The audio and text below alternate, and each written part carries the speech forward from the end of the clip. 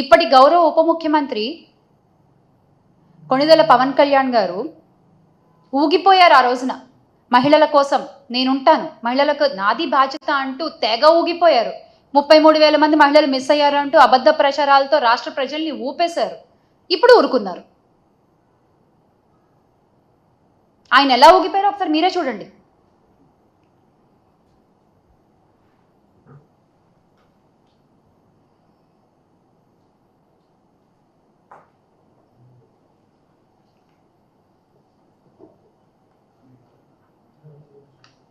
అసలు ఆయన మాట్లాడిన భాషని మ్యూట్ చేసి చూపిస్తున్నాం మీకు. ఇంకా మేము ఎన్నెన్ని మాటలు మాట్లాడారు, ఎన్నెన్ని అబద్ధాలు ప్రచారాలు చేశారు, ఎంత ఊగిపోయారు, ఎంత ఊపారు.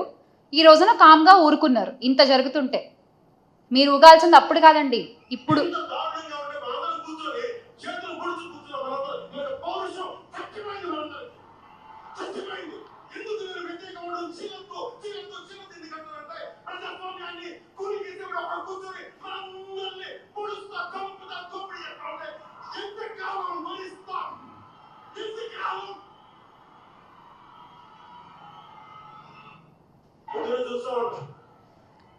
పౌరుషం చచ్చిపోయిందా పవన్ కళ్యాణ్ గారు?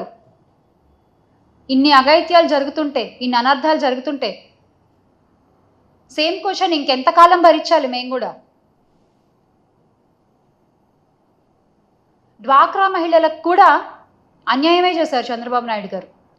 అంటే మీది ఈ మహిళా భద్రత విషయంలో మీ కూటమి ప్రభుత్వం ఫెయిల్ అయింది అని మీ మంత్రి గారే, ఉప ముఖ్యమంత్రి గారు, గౌరవనీయ పవన్ కళ్యాణ్ గారే ఒప్పుకున్నారు. Yes, we fail to protect our women in AP అని ఆయనే ఒప్పుకున్నారు. ఇకపోతే అనిత గారు గత ఏడాది జూన్ నుంచి జనవరి మధ్య నెలల్లో కూటమి పాలనలో మహిళలపై నేరాలకు సంబంధించి 16,809 కేసులు నమోదైనట్లు శాసనసభలో ఆవిడే వెల్లడించారు. ఇన్ని కేసులు నమోదైనట్లు వెల్లడించుకొని అదేదో అంటే ఇన్ని కేసులు వచ్చాయని ఆవిడ ఏదో చెప్పుకున్నారు, కానీ దానికి తగ్గ న్యాయం మేము ఒక్క కేసు కన్నా చేశాము అని ఆవిడ ఎందుకు చెప్పలేకపోయారు అదే శాసనసభలో? ఎందుకంటే మీరు చేయలేరు కాబట్టి, మీవన్నీ ఉత్తుత్తి మాటలే కాబట్టి. ఒక్కొక్క కేసు చూసుకుంటే మనము అనకాపల్లి జిల్లా రాంబిల్లి మండలం కొప్పుగొండుపాలెంలో 9వ తరగతి బాలికను ఓ ప్రేమోన్మాది నరికి చంపేశాడు. ఆ విషయంలో మీరు ఎలాంటి న్యాయం చేయలేదు. అలాగే రాష్ట్ర ప్రభుత్వ పోలీస్ వ్యవస్థ అసమర్థతకు గుర్తుగా నేటికి నంద్యాల జిల్లా మచ్చుమరి ఘటన మనకు కనబడుతుంది. ఆ కేసులో పోలీసులు చేసిందేంటి? ఒక దళిత యువకుడిని లాకప్ డెత్ చేసి మమ అనిపించారు. ఆ తర్వాత కృష్ణా జిల్లా గుడ్లవల్లేరు ఇంజనీరింగ్ కాలేజ్ అమ్మాయిలు 300 వీడియోలు ఉన్నాయి మావి అంటే దాన్ని కెమెరాలు ఎక్కడున్నాయి చూపించండి అంటూ నారా లోకేష్ గారు హేళన చేశారు. అది పరిస్థితి. ధర్మవరం 1 టౌన్ సిఐ నాగేంద్ర ప్రసాద్ గారి తల్లి స్వర్ణకుమారి గారు 62 ఏళ్ళు ఆవిడ మిస్ అయిందని కంప్లైంట్ ఇస్తే కొన్ని రోజులు ఏదో విచారణ జరిపి తర్వాత హత్య చేశారని చెప్పేశారు. పోలీసు వాళ్ళ పరిస్థితి ఇలా ఉంటే మిగతా వాళ్ళ పరిస్థితి ఏంటి? చిత్తూరు జిల్లా పొంగనూరులో 7 ఏళ్ల బాలిక అంజుమ్ విషయంలోనూ అదే జరిగింది. బాలికని ప్రాణాలతో కాపాడలేకపోయిన హోంమంత్రి పొంగనూరుకు వెళ్ళి రాజకీయం మాత్రం బాగా చేశారు. డిప్యూటీ సీఎం పవన్ కళ్యాణ్ గారి నియోజకవర్గంలో కూడా అదే జరిగింది. ఆ దుర్గాడ్ జాన్ అనే వ్యక్తి 16 ఏళ్ల బాలికపై సోమవారం అత్యాచారానికి పాల్పడితే ఆ వ్యక్తిపై ఎలాంటి యాక్షన్ తీసుకున్నారో మనందరం చూసాం. మీ ప్రభుత్వంలో ఇలా జరుగుతుంటే మా ప్రభుత్వంలో, గత ప్రభుత్వంలో వైఎస్ఆర్ కాంగ్రెస్ పార్టీ అధికారంలో ఉన్నప్పుడు, జగన్మోహన్ రెడ్డి గారు ముఖ్యమంత్రిగా ఉన్నప్పుడు మహిళలకు ఎంత భరోసా కల్పించారు. ప్రతి అడుగులోనూ ఒక సోదరుడిగా, ఒక కొడుకుగా తోడుండి మహిళల్ని ముందుకు నడిపించిన ఘనత వైఎస్ జగన్మోహన్ రెడ్డి గారు. అమ్మ కడుపులో ఉన్న బిడ్డ దగ్గర నుంచి నిండు మనసుతో ఆశీర్వదించే అవ్వ దాకా ఏ వయసులో మహిళలకి ఎలాంటి అవసరాలు ఉంటాయి గుర్తెరిగి వాటికి తగ్గట్టుగా పథకాలను అమలుపరిచి సంక్షేమాన్ని అందించిన ఘనత yes, the one and only YS Jaganmohan Reddy గారిది. అలాంటి ముఖ్యమంత్రి ఏపీ చరిత్రలో ఎవరు లేరు. ఘంటాపదంగా చెప్పగలను నేను. He's the one and he's the only one. నవరత్నాలు పథకాల్లో 90% మహిళల కోసం ఇస్తే ఆ సంక్షేమం వల్ల ప్రతి ఇంట్లోనూ మహిళలకి ఎంత గౌరవం పెరిగింది, ఎంత విలువ పెరిగింది మనందరం చూసాం.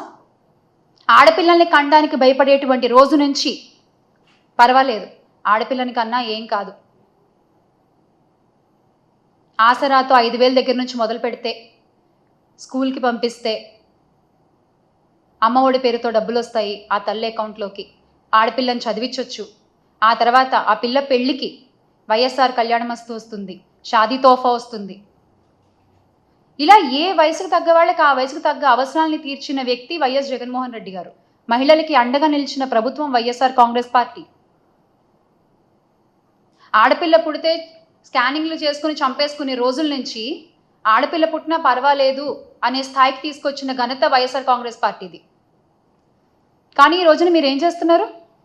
అబద్ధపు హామీలు చెప్తున్నారు. ఎంతమందినో మోసం చేస్తున్నారు మీరు. చివరికి మహిళల్ని, చిన్నపిల్లల్ని కూడా మోసం చేయడమేనా? ఏంటిది చంద్రబాబు నాయుడు గారు? ఈ రోజున మీరు 33% రిజర్వేషన్ అని మాట్లాడుతున్నారు కదా, కానీ ఎలాంటి ధర్నాలు జరగకుండా, ఎలాంటి పోరాటాలు చేయకుండా, ఎవరు నోరు తెరిచి ఇది అడగకుండానే మా జగన్మోహన్ రెడ్డి గారు మహిళల కోసం 50% రిజర్వేషన్ అనేటువంటిది ఆయన చేసి చూపించారు. ఎవరు అడగలేదు ఆయన్ని, ఎవరు దానికోసం పోరాటాలు చేయలేదు. కానీ ఆయనకి తెలుసు ఒక మహిళ కోసం నించోవాలి అని ఆయనకు తెలుసు. అందుకనే ఆయన చేసి చూపించారు. అందరికంటే ముందుగానే ఆయన మద్దతుగా నిలిచారు. వైఎస్ జగన్మోహన్ రెడ్డి గారి దార్శనికతతో వేసిన అడుగులు ప్రతి ఒక్క మహిళలో ఎంత ధైర్యాన్ని పెంచాయో గత 5 ఏళ్లలో మనం చూసాం. అలాగే ఆయన మంత్రివర్గంలో తొలిసారిగా హోంమంత్రిగా ఒక మహిళకి పదవినిచ్చి వైఎస్ఆర్ గారు రికార్డు సృష్టిస్తే, ఆయన అడుగుజాడల్లో నడుస్తున్నటువంటి మన వైఎస్ జగన్మోహన్ రెడ్డి గారు ఆ మాటని ముందుకు నడిపిస్తూ ఆయన మంత్రివర్గంలో అణగారిన వర్గానికి చెందిన 5 మహిళలకి హోంమంత్రిగా ఆయన అవకాశం కల్పించారు. అంటే మొట్టమొదటిసారి మనం చూసుకున్నట్లయితే కనుక తొలి మంత్రివర్గంలో దళిత వర్గానికి చెందిన మేకతోటి సుచరిత గారు, అలాగే ఉప ముఖ్యమంత్రిగా గిరిజన మహిళ పాముల పుష్పశ్రీవాణి గారు, మళ్లీ విడత విస్తరణలో హోంమంత్రిగా దళిత వర్గానికి చెందిన తానేటి వనిత గారు, మరో 3 మహిళలు, ఆ డిప్యూటీ సీఎం కావచ్చు, హోంమంత్రి కావచ్చు, సబ్జెక్టు కరెక్షన్, ఇలా చాలా మందికి మహిళలకి ఆయన మంత్రివర్గంలో స్థానాన్ని కల్పించారు. ఆర్థిక, సామాజిక, రాజకీయ వర్గాల్లో మహిళలు ముందుండగలరు, ముందుండాలి అన్నటువంటి సదుద్దేశం జగన్మోహన్ రెడ్డి గారిది.